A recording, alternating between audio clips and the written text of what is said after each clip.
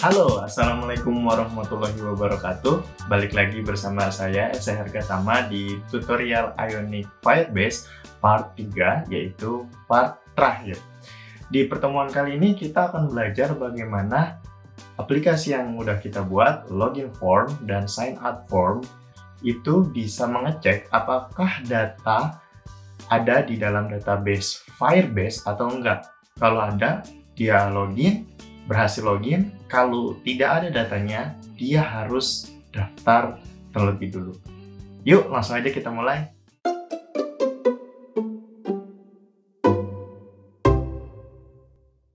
Di pertemuan kali ini, saya akan menjelaskan sebenarnya apa itu Firebase. Jadi sebenarnya menurut Wikipedia, Firebase itu adalah sebuah basis data yang disiapkan oleh Google untuk mempermudah para developer, khususnya backend, sebagai backend as a service.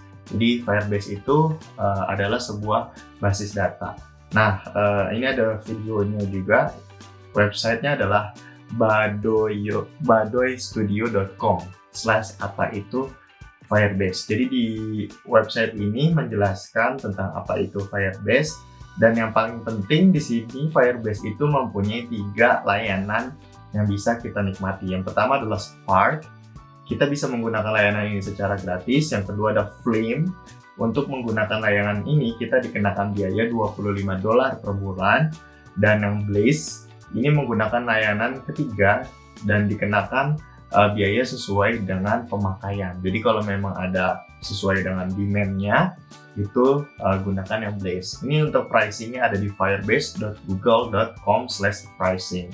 Sebenarnya apa sih yang bedain Firebase dengan fitur-fitur database yang lainnya? Jadi kalau kita bikin aplikasi, sebenarnya kan kita bikin web servernya sendiri, kemudian kita bikin API-nya itu di JSON ataupun di bahasa-bahasa scripting yang lainnya, sehingga bisa kita gunakan di aplikasi mobile kita.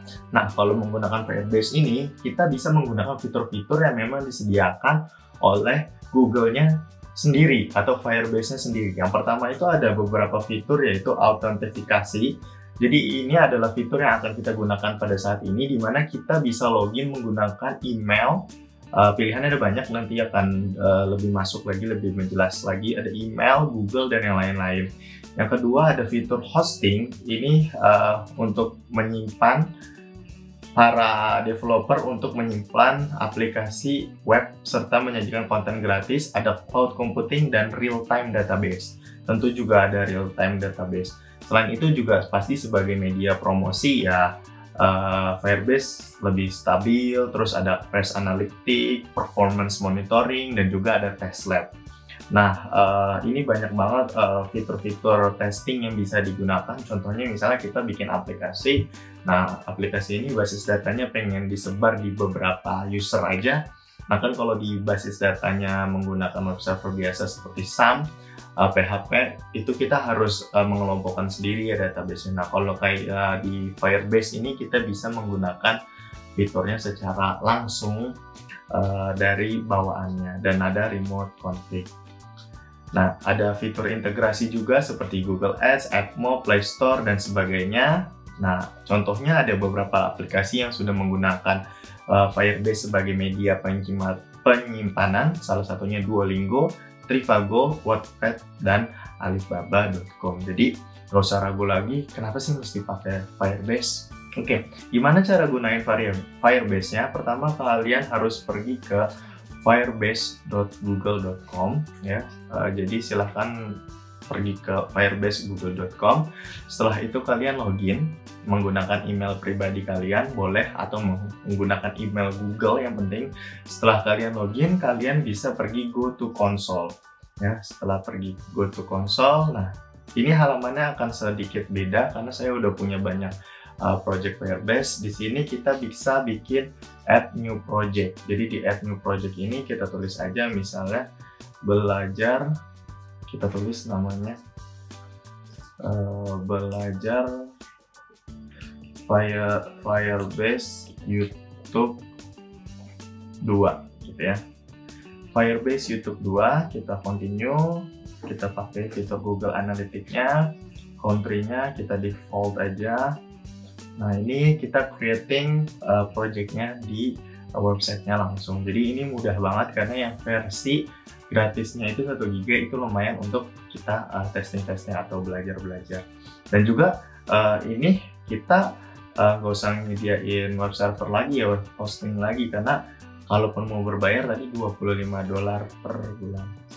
Oke, ini masuk ke dalam project Firebase-nya. Apa aja yang mau saya jelaskan di sini? Di sini akan ada API di project setting. Nah, project settingnya ini sebenarnya bisa kita taruh di iOS, di Android, dan juga di web atau embedded file, dan juga di Unity. Ini ada simbol Unity-nya. Kita pakai embedded file ini. Kita masukin Firebase YouTube 2, kita register ya. Nah, ini kita register aplikasi kita supaya nanti kita bisa copy code-nya ke aplikasi kita. Oke, ini udah disediakan.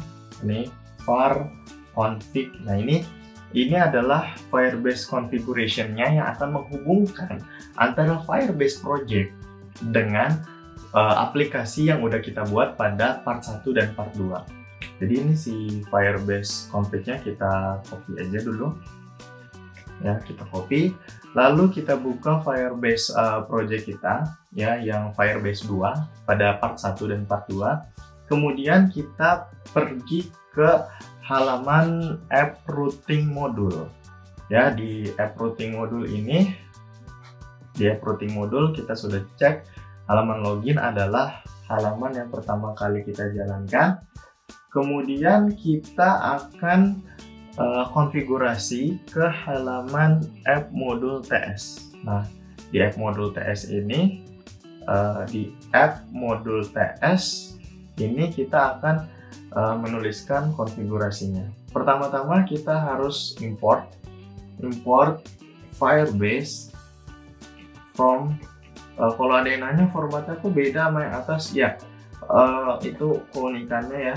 Jadi memang defaultnya dari dokumentasinya seperti itu. Pertama kita import dulu Firebase-nya. Setelah kita import, kita taruh konfigurasinya yang tadi di bawah sini, di bawah importnya. Kemudian kita Firebase .initialize application . Nah, ini ikutin yang atasnya, variabelnya Firebase config. Nah, ini kalau udah di save aja. Nah, itu berarti kita sudah menghubungkan antara Firebase project kita dengan aplikasi yang sudah Ioni kita buat.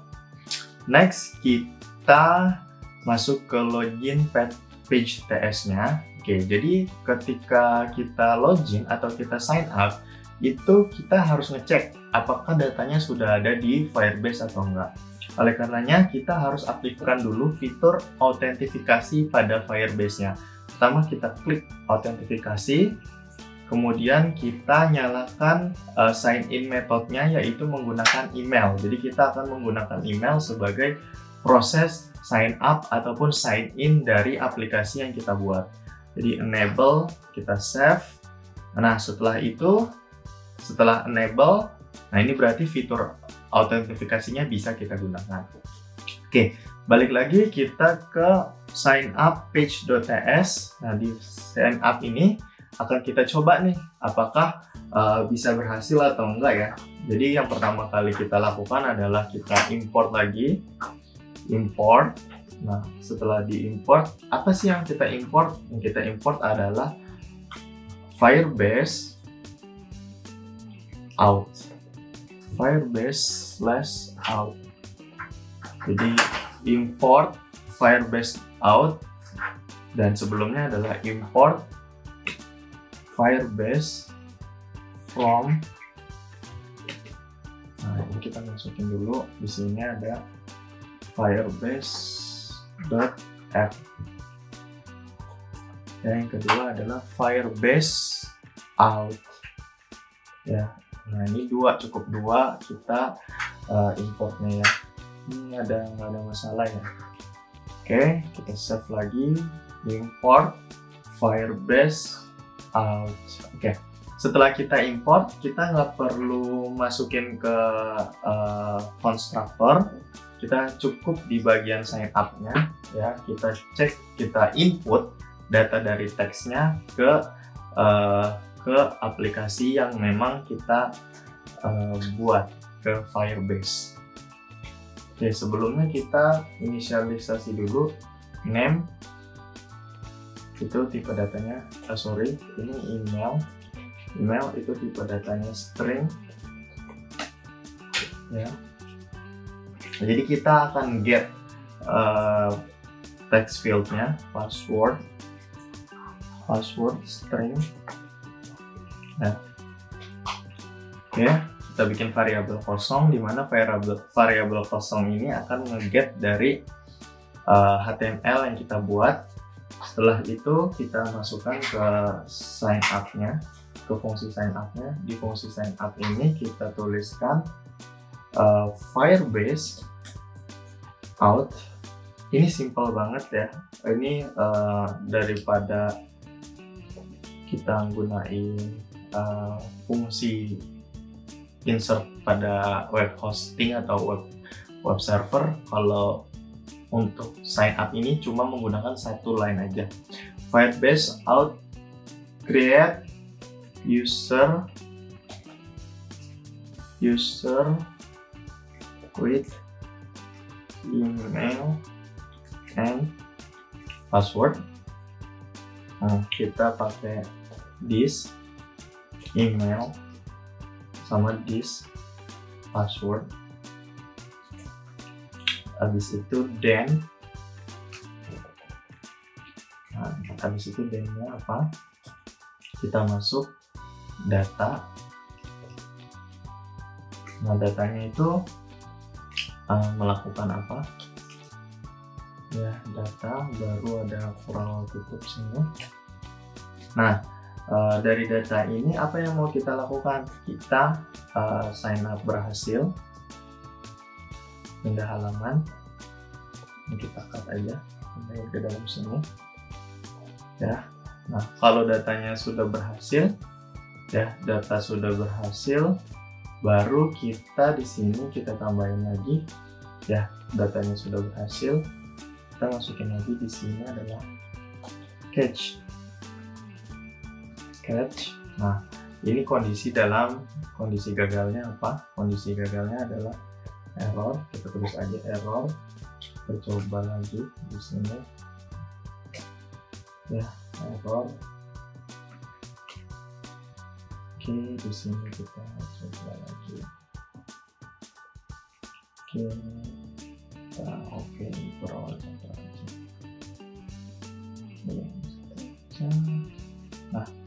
Nah, kondisi errornya apa nih? Kondisi errornya kita mau ngasih info apa?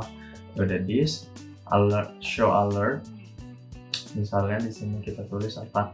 Dua parameternya sesuai dengan pertemuan yang sebelumnya, error.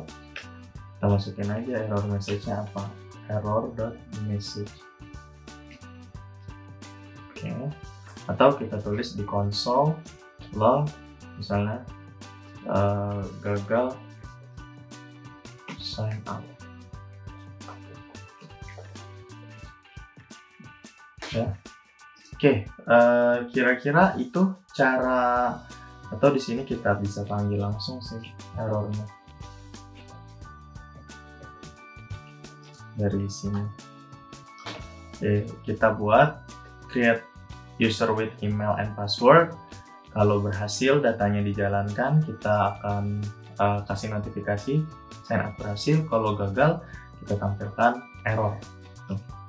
Oke ya, ini kita save. Nah, sebelum kita coba jalankan, kita cek lagi HTML-nya ya, HTML sign up-nya kita cek lagi. Nah, si email dan password-nya ini belum kita kasih nama ya. Untuk ngasih namanya kita tambahkan di sini. Atributnya adalah siku ya, terus kurang buku mg.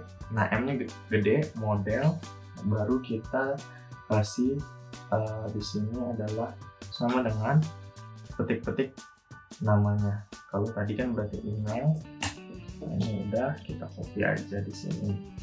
Email kita copy, password kita copy. Sorry, kita cek lagi, make sure. Oke, jangan di label, saya salah. Ini taruhnya di input type. Jadi di sana kita post aja. Kita paste di sini text input. Next text di sini variable input type text. Oke, alamatnya sudah in text. Sorry, model dah ini kesini, input type model. Oke, model.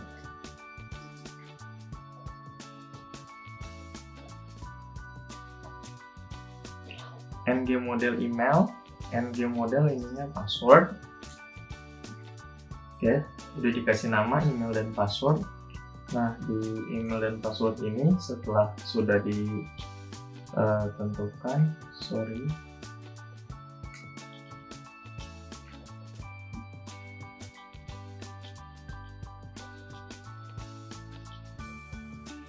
email dan passwordnya ini sudah ditentukan. Namanya email, ininya password, di sign out-nya kita inisialisasi di bagian atas, kemudian passwordnya juga kita inisialisasi, baru kita masukkan di sini email masuknya. Oke, kita coba di sini, kita jalanin, kita refresh.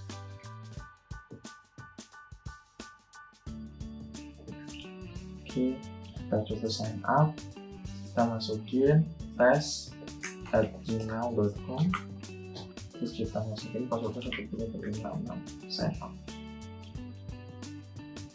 Oke, sign up berhasil. Nah, kita coba di autentifikasi apakah datanya masuk.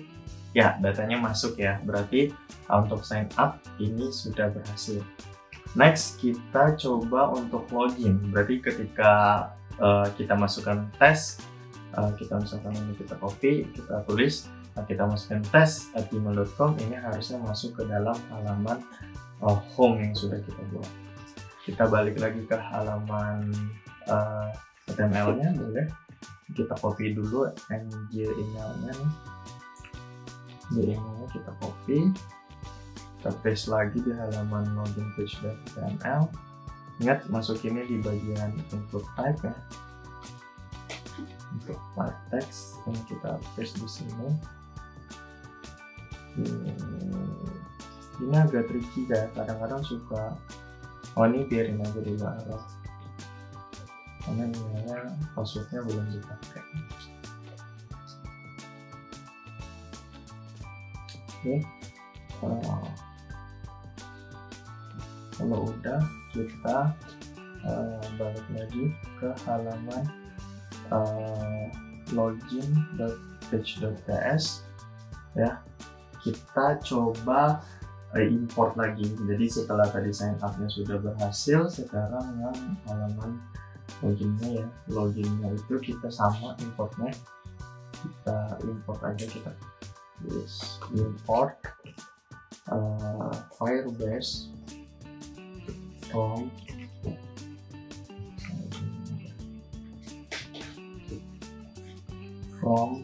add dulu Ionic Angular,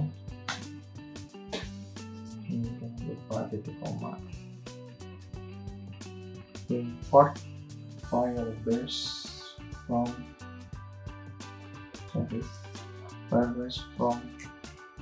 Firebase app.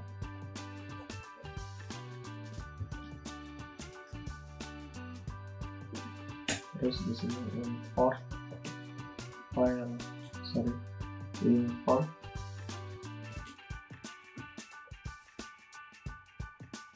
Firebase out.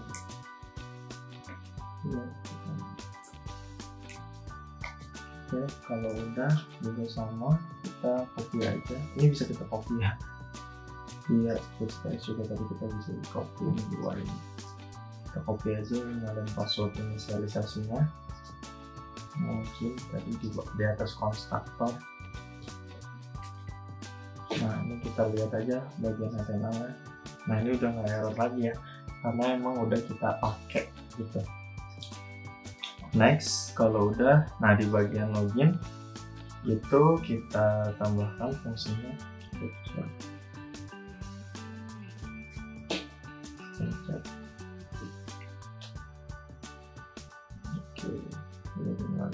tambahkan di sini sama kayak sign up tadi ya, ini cuma satu baris aja. Firebase out sign out fungsinya fungsi dot sign in with email and password. This email, this password. Then ini boleh lagi datanya apa di sini.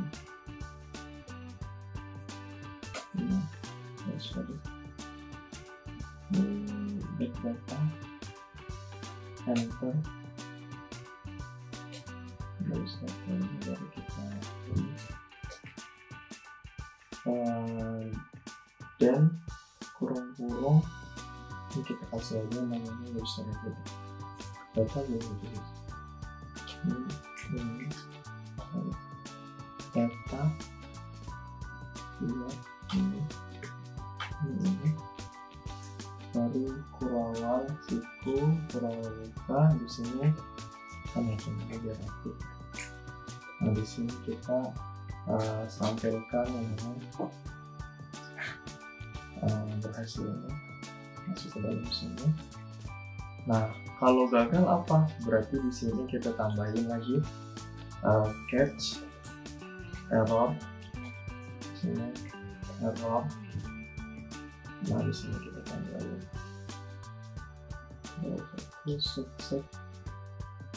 apa error yang dilakukan. Berarti kita copy aja di sini.